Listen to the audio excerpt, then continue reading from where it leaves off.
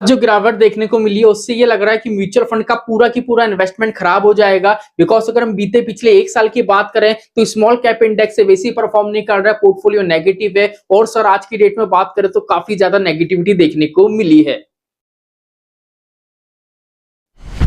नमस्कार दोस्तों, जय श्री श्याम। काफी निवेशक है जिनका ये कहना है कि सर आज के दिन की मार्केट की बात करें तो स्मॉल कैप इंडेक्स है जिसमें 2% से ज्यादा, और मिड कैप इंडेक्स की बात करें तो 1.5% से ज्यादा, और निफ्टी 50 लार्ज कैप इंडेक्स की बात करें तो 1% तक की गिरावट हमने आज के दिन मार्केट में देखी है। तो क्या सर म्यूचुअल फंड में आज हमने मोटा पैसा निवेश करा है, क्या सर आगे और मार्केट मौका देगा या नहीं, और जो गिरावट हुई है उसका एक्चुअल रीजन क्या है, एंड सर हम म्यूचुअल फंड में निवेश करते हैं, यहां से अब हमको क्या करना चाहिए। देखो पहली चीज तो ये है, मेरे जितने भी ऐसे क्लाइंट्स हैं जिनने मुझसे मेंबरशिप ले रखी है, मैंने टाइमली उनको अपडेट कर दिया था कि मार्केट में ऐसा नहीं है आज जो गिरावट देखने को मिली है वो आज एक दिन की गिरावट थी। मार्केट आगे आपको और ऐसा मौका दे सकता है, मार्केट में और आपको गिरावट देखने को मिल सकती है, क्योंकि जिस नेगेटिविटी की वजह से, जिस न्यूज की वजह से मार्केट में इंपैक्ट हुआ है वो न्यूज सिर्फ अभी सर्कुलेट हुई है, लेकिन उस पर इंपैक्ट अभी और हमको देखने को मिल सकता है। तो सिंपल यहाँ पे देखें तो 5 ऐसे कारण हैं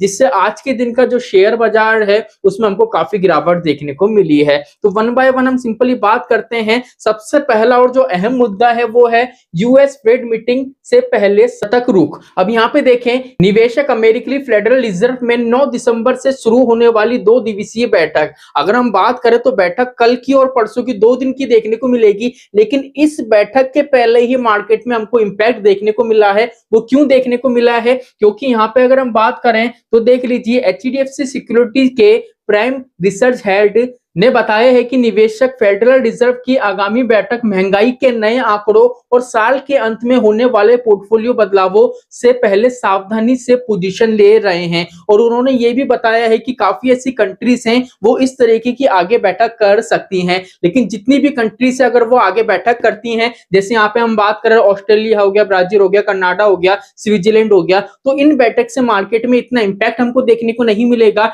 लेकिन यहाँ पे जो यूएस की बैठक है इससे हमको काफी इंपैक्ट आज के दिन देखने को मिला है, और 2 दिन की बैठक होगी तो नॉर्मल सी बात है, यहाँ पे संभावना है कि मार्केट में डाउनफॉल हमको और नजर आ सकता है। अब यहाँ पे जो ऑस्ट्रेलिया वगैरह की मीटिंग है इसमें क्या सर मार्केट में इंपैक्ट देखने को मिलेगा, इसको देखो यहाँ पे अगर हम बात करें तो यहाँ पे इतना ज्यादा बदलाव नहीं करा जाएगा, इसलिए यहाँ पे इंपैक्ट इतना देखने को नहीं मिलेगा, ऐसी संभावना हो सकती है। सेकंड चीज अगर हम बात करें तो स्मॉल कैप मिड कैप शेयरों में भारी बिकवाली, अगर हम बात करें तो देख लीजिए स्मॉल कैप और मिड कैप शेयरों में आज तगड़ी मुनाफा वसूली दिखी, जिसके चलते कई शेयर धड़ाम हो गए। निफ्टी स्मॉल कैप 100 इंडेक्स कारोबार के दौरान 2% से अधिक टूटा है, यह लगातार 5वां दिन है। ये इंडेक्स इसमें लगा कंटिन्यू 5 दिन से हमको गिरावट देखने को मिल रही है। जब ये इंडेक्स लाल निशान में कारोबार कर रहा था पिछले 5 दिनों से यह इंडेक्स 4% से ज्यादा गिरावट कर चुका है। अगर हम ऑलरेडी बात करें स्मॉल कैप इंडेक्स की तो लास्ट जो नवंबर था 2024 का, जब से लेके अभी तक देखें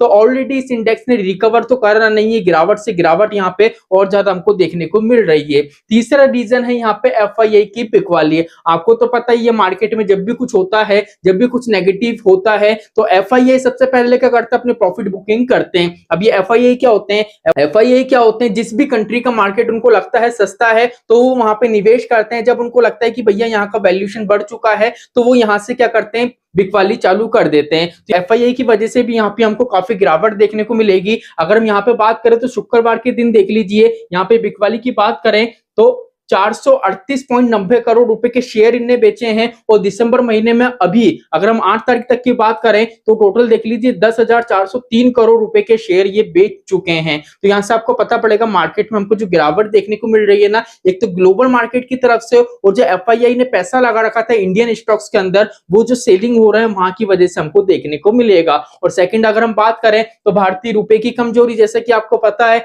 सोमवार को भारतीय रुपया अमेरिका डॉलर के मुकाबले 16 पैसे कमजोर होकर 90.11 प्रति डॉलर पर आ गया है। इसकी वजह से तेल की बढ़ती कीमतें और विदेशी फंड की लगातार निकासी को माना जा रहा है। अब एफआईआई अगर पैसा निकाल रहा है तो कोई तो रीजन होगा, तो उसका रीजन भी यहाँ पे आपके सामने आ चुका है। और इसके बाद अगर हम देखें क्रूड ऑयल में उछाल, अंतरराष्ट्रीय मार्केट में सोमवार को ब्रेड क्रूड ऑयल का 0.13% बढ़कर $63.83 प्रति बैरल पर पहुंच गया। भारत के लिए तेल की कीमतें बढ़ना हमेशा चिंता का विषय होता है, क्योंकि इंपोर्ट बिल बढ़ता है, महंगाई का जोखिम बढ़ता है और ये दोनों ही कारण शेयर बाजार पर दबाव डालते हैं। अब यहाँ पे आपको कारण तो पता पड़ेगा कि सर मार्केट में हमने गिरावट फेस करी है, उसका रीजन क्या है और आगे भी आने वाले कुछ दिनों में आपको मार्केट में करेक्शन देखने को मिल सकता है। ये संभावना है क्योंकि मीटिंग अभी हुई नहीं है, मीटिंग कल और परसों की हमको देखने को मिलेगी। सर ये बताइए, म्यूचुअल फंड में इन्वेस्टमेंट कर रखा है, ऑलरेडी पोर्टफोलियो डाउन है, तो अभी हमको क्या करना चाहिए?